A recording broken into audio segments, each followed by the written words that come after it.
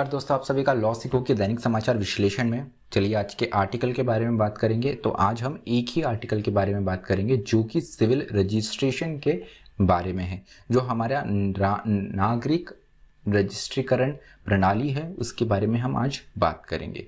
तो मैं आगे बढ़ूँ उससे पहले मैं अपना परिचय करवाना चाहूँगा। मैं खुशवंत पवार। आप चाहे तो मुझसे ट्विटर और लिंक्डइन पर जुड़ सकते हैं। डिस्क्रिप्शन में आपको इसकी जानकारी मिल जाएंगी। वहाँ पर अगर आपको कोई डाउट हो, कोई प्रश्न हो, तो वो भी आप उनसे सीधे पूछ सकते हैं। उसके अलावा आज का जो MCQ है वो देख लेते हैं। तो एशिया का पहला प्लास्टिक पैक्ट निम्न में से किस देश में लॉन्च होने वाला है? आपका ऑप्शन ए है जापान, ऑप्शन बी है थाईलैंड, ऑप्शन सी है चीन या ऑप्शन डी भारत। जो भी आपका उत्तर हो कमेंट बॉक्स में जरूर लिखिएगा। अब बढ़ते हैं हमारे वर्णनात्मक प्रश्न की ओर। तो भारत को अपनी नागरिक रजिस्ट्रीकरण प्रणाली को मजबूत बनाने की आवश्यकता क्यों है? इसका आपको एक विस्तृत डिस्कशन चर्चा करनी है। आपका उत्तर 250 शब्दों में लिख सकते हैं। तो चलिए, जो पहला हमारा आज का आर्टिकल है और जो इकलौता आज का आर्टिकल है, ये भारत के नागरिक रजिस्ट्रीकरण प्रणाली के बारे में है। उस बारे में हम बात करेंगे। तो हाल ही में कोविड-19 की डेथ से रिलेटेड जो डेटा है उस पर काफ़ी ज़्यादा प्रश्न उठाए गए। वर्किंग पेपर जो है सेंटर फॉर ग्लोबल डेवलपमेंट, इन्होंने बताया कि यहाँ पर करीब करीब पूरे वर्ल्ड में हमें ये देखने को मिला है कि अलग अलग जगह जो डेथ के नंबर्स है ये कम रिपोर्ट किए गए हैं और उससे एक्सेस डेट्स डेथ के जो डेटा है वो काफ़ी बड़ा सामने आया है। भारत की बात करें तो भारत में सरकार की तरफ से जो डेटा दिया गया उसमें बताया गया है कि 4,14,000 इतने लोगों की मृत्यु हुई है कोविड के चलते हुए। लेकिन यह अंदाज़ा लगाया गया है कि करीब करीब उन 50 लाख लोगों की मृत्यु जो है वो कोविड के चलते हुए हुई है। तो यहाँ पर एक बहुत बड़ा एक्सेस डेथ का डेटा देखने को मिलता है। ये केवल भारत की ही बात नहीं है, US और यूरोप जैसे विकसित देशों और क्षेत्रों में भी यही स्थिति देखने को मिली है। तो यहाँ पर इतना महत्वपूर्ण क्यों है कि एक्सेस मोर्टिलिटी हम नोट करें, जो मृत्यु हुई है एक्सेस में, हम इनकी जानकारी सही एकदम पैमाने पर रखें। इसकी आवश्यकता इसीलिए है क्योंकि सौम्या स्वामीनाथन जो कि WHO से है, इनका कहना यह है कि जब तक हम एक सही आंकड़ों के साथ में नहीं आएंगे कि कितनी मृत्यु दर हुई है किस बीमारी से, तब तक हम हमारे स्वास्थ्य प्रणाली को भविष्य के लिए मजबूत नहीं बना सकते हैं।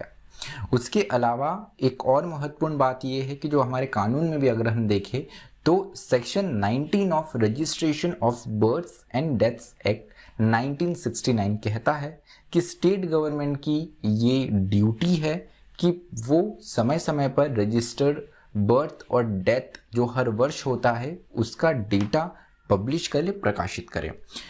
एनुअल रिपोर्ट 2019 की अगर देखें तो ये किसी भी स्टेट गवर्नमेंट के द्वारा पब्लिश नहीं की गई है, जो कि बताता है कि स्टेट गवर्नमेंट के लिए ये बिल्कुल प्राथमिकता नहीं है और ये इस बात पर बिल्कुल सीरियस नहीं है। तो यहाँ पर कुछ ऑब्स्टेकल आते हैं। ऑब्स्टेकल बताए गए हैं कि डेथ को रिकॉर्ड करने के लिए खासतौर पर कुछ ऑब्स्टेकल, कुछ समस्याएं, हर्डल्स देखने को मिलते हैं। तो वो क्या है? सबसे पहला है ऑर्गेनाइजेशनल स्ट्रक्चर।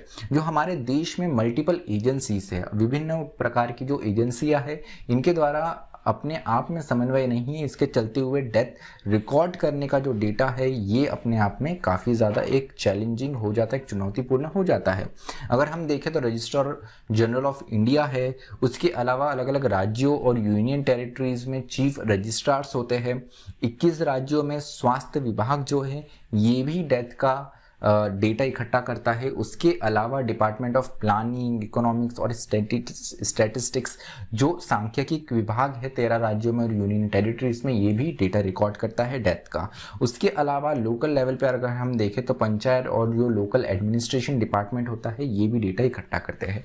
अब यहाँ पर इतनी सारी मल्टीपल ऑर्गेनाइजेशंस, एजेंसीज हैं जो डेटा इकट्ठा करती है। अब इनमें समन्वय नहीं होने के कारण होता ये है कि कोई फाइनल या डेफिनेट फिगर जो है, एक सही फिगर सामने नहीं आ पाता है और इसलिए पब्लिकेशन करने के लिए भी यहाँ पर जो राज्य है काफ़ी आगे पीछे करते हैं, क्योंकि इनका डेटा अपने आप में कॉन्ट्रडिक्ट कर सकता है दूसरी एजेंसियों के डेटा से।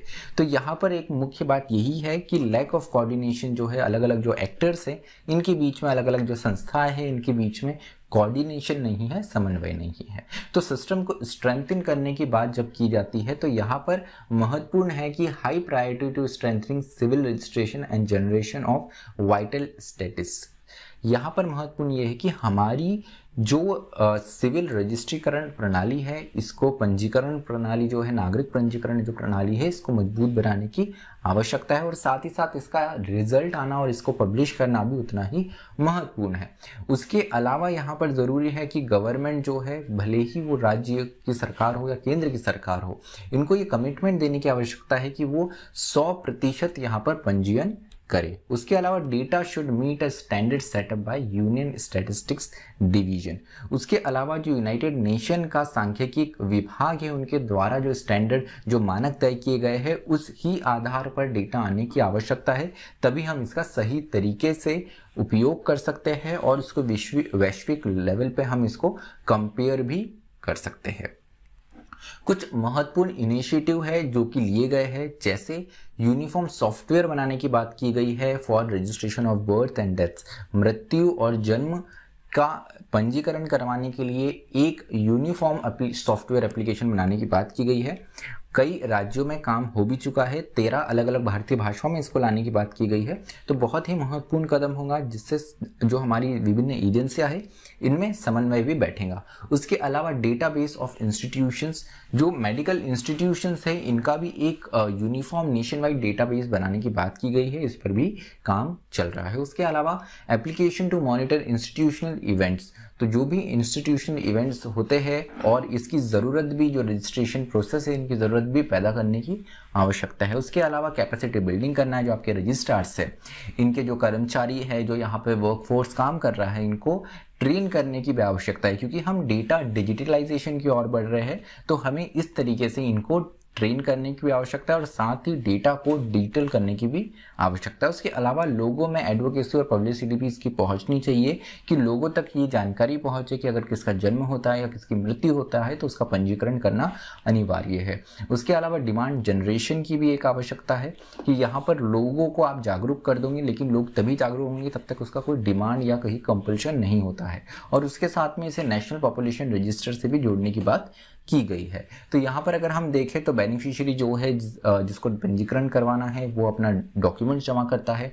डॉक्यूमेंट जो है वो वेरीफाई किए जाते हैं और सीआरएस सिस्टम में एंटर किए जाते हैं। उसके बाद में जो बेनिफिशियरी है उसको एक टेंटेटिव समय दिया जाता है और उस समय पर उस बेनिफिशियरी को बुलाया जाता है और उसे सर्टिफिकेट जो है जन्म या मृत्यु का वो दिया जाता है, जो कि रजिस्ट्रार के द्वारा काउंटर साइंड होता है। और उसके बाद में जो सर्टिफिकेट है वो हैंड ओवर कर दिया जाता है बेनिफिशियरी। तो ये एक स्टैंडर्ड सिस्टम है, लेकिन कई राज्यों में और अलग अलग यूनियन टेरिटरीज में ये देखने को मिलता है कि सिस्टम अपने आप में काफ़ी ज़्यादा मरोड़ दिया गया है, उसने अच्छे तरीके से ये काम नहीं कर रहा है।